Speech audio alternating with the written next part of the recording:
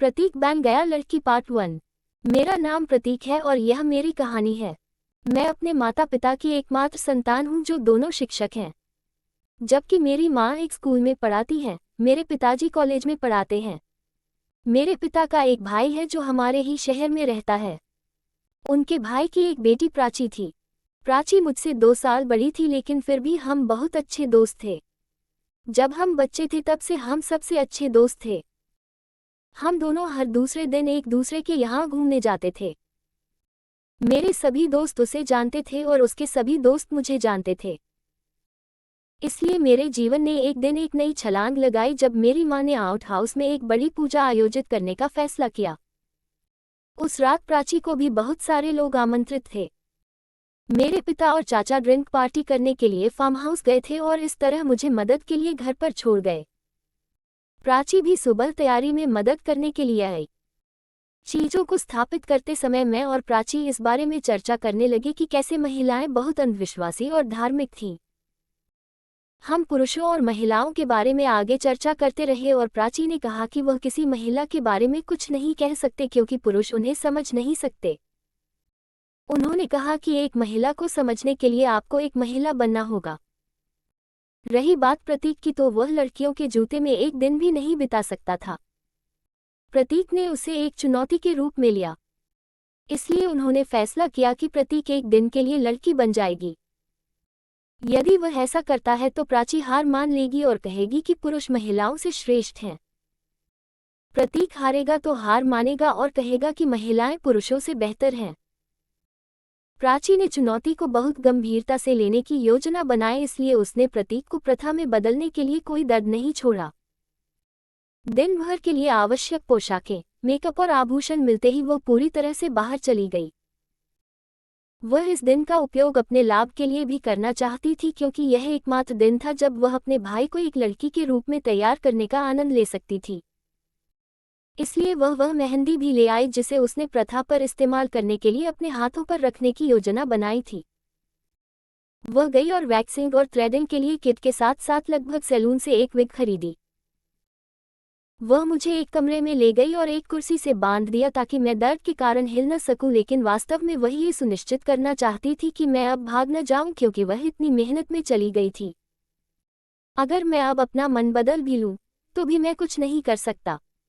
उसने मुझे चिल्लाने से रोकने के लिए मेरे मुंह पर रुमाल भी बांध दिया। यह अच्छी बात थी कि उसने ऐसा नहीं किया क्योंकि जब उसने सारे बाल हटाने के लिए मेरे पूरे शरीर पर वैक्स लगाया तो मैं चिल्लाने से नहीं रुक सकता था। अगर मैं चिल्लाती तो सब मेरे कमरे में आ जाते और मुझे शर्म आती। वह ये भी याद दिलाती रहती थी कि कैसे लड़कियों को अपने शरीर को चिकना रखने के लिए वैक्स करना पड़ता है और मैं अपने जीवन में सिर्फ एक बार इस दर्द को महसूस कर रही थी। मैं पूरी तरह से आंसू में था क्योंकि मेरे शरीर से आखिरी बाल हटा दिए गए थे। मैं पहले से ही अपने पैरों की चिकनाई और भारहीनता महसूस कर सकता था। मैं ये भी देख सकता था कि बाल झड़ने के बाद मैं थोड़ा गोरा लग रहा था। उसने मेरे पूरे शरीर पर क्रीम लगा दी और मैं अपने शरीर के हर हिस्से की चिकनाई को गिरा सकता था। मैंने सोचा था कि वह मेरी सीमा को छोड़ देगी, लेकिन उसने सिर्फ अपनी थ्रेडिंग किट निकाली। उसने मेरे चेहरे के बालों का एक छोटा सा निशान भी हटा दिया।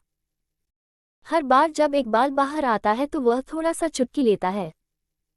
उसके बाद वो मेरी भौं को शेप देने लगी।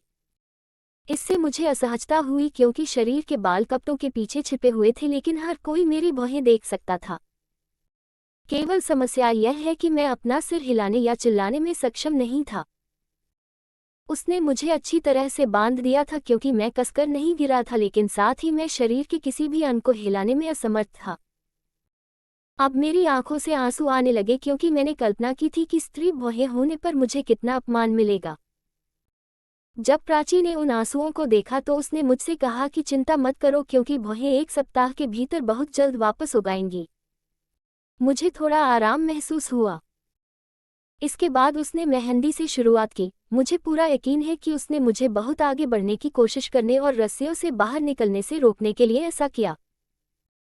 उसने मेरे दोनों हाथों में मेहंदी लगा दी, लेकिन वो बहुत कुछ लेकर आई थी तो मेहंदी बाकी थी। तो उसने मेरी बाहों पर मेहंदी भी लगा दी। उसने कहा कि मेहंदी हमें सूखने के बाद वह रस्सियों को जाने देगी। उसने यह नहीं कहा कि इसे सूखने के लिए 1 से 2 घंटे की जरूरत है। उन्होंने फिर मेकअप से शुरुआत की। उसने मेरे चेहरे को चिकना करने के लिए कुछ नींव डाली। उन्होंने लिपस्टिक का हल्का शेड भी लगाया।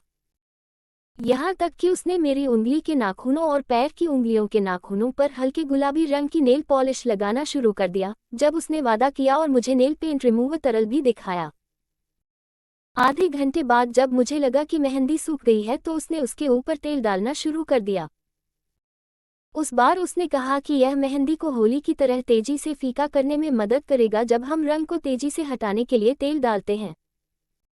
सच तो यह था कि मेहंदी के ऊपर तेल डालने से सूखने पर यह और गहरा हो जाता था और मेहंदी लंबे समय तक चलती थी।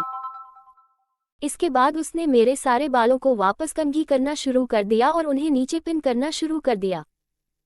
फिर उसने मेरे सिर पर एक लंबी हेयर विग लगा दी। जिस तरह से मेरे कंधों पर बाल गिरे वह मुझे बहुत पसंद आया, लेकिन वे मेरे चेहरे पर आते रहे, इसलिए उसने उन्हें मेरे पीछे टट्टू की पूंछ में बांध दिया।